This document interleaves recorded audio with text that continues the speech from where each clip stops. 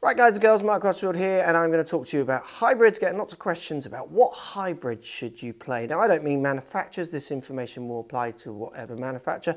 I mean what hybrids, loft-wise, should go into your bag. Now this is a subject dear to my heart because I have two hybrids in my bag. I have a 4 hybrid here, which is a 22 degree hybrid, and I have an 18 degree 3 plus hybrid. And what I like to see golfers do with their hybrid clubs is A, have more of them. Not enough of you have got enough hybrids. The more you can get long irons out of your bag for lots of people, you'll be better. Now there are plenty of golfers out there as well who don't hit hybrids very well, and they often will say in these videos, yeah, well, long irons are so much easier, and that is true. Some style of golfers, the long iron is just more beneficial, but for the majority, hybrids definitely is a winner. Now, why are hybrids a winner? There's a few factors. One, roll and bulge. You've got a curved face on a hybrid, meaning when I hit this ball on this side, the toe side, it'll start to the right and curve back more to target, where with a flat iron, that will just start to the right and go there. Now, the same with the heel. If I hit it on this side, it'll start to the left and it'll curve back to target. Gear effect is put into place, and the gear effect is enhanced and helped with the roll and bulge on a hybrid face. Long irons don't have that. They're flat faces. You hit out a heel with a long iron, it'll tend to go left and stay there. The other thing hybrids do as well for people who benefit from hitting them is they give you a little bit more degree of launch.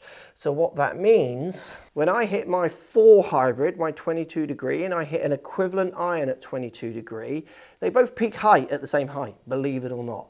But what the hybrid does is it launches a degree or two higher off the face.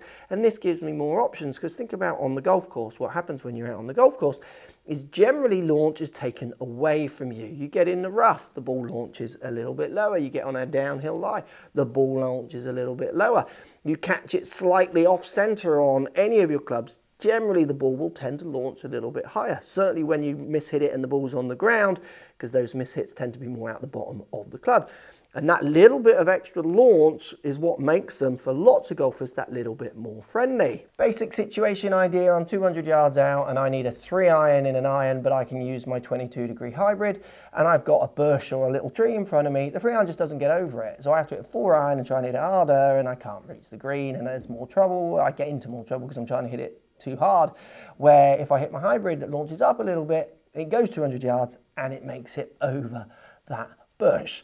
Obviously not every time, and subject to how high that tree or bush is. But for me, I wouldn't give those advantages away. Now, why do you end up with the hybrids that you end up with? So should you have 2, 3, 4, 1? What should you have? I like my hybrids to blend with the bottom end of the bag they're trying to hit, as well as the top end of my bag. So my 22 degree hybrid, what this club does is it goes the same distance if I want it as my 6 iron, which is my longest iron in my bag, and then I jump to this.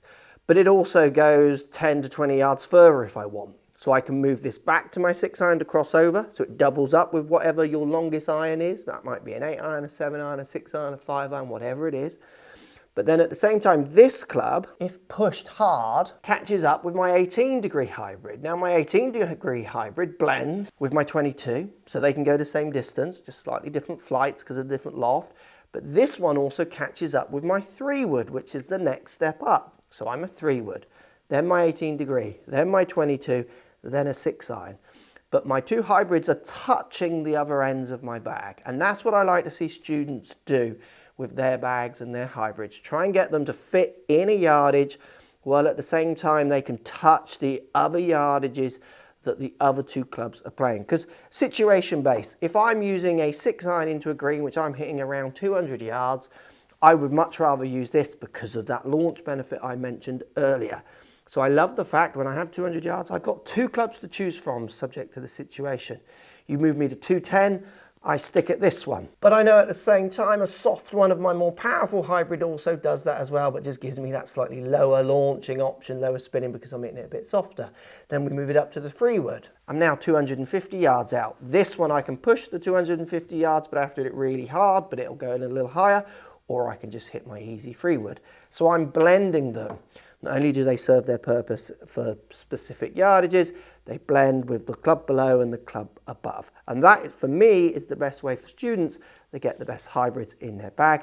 And believe me, for most students out there, most golfers wanting to have fun, more hybrids equals a lot more fun.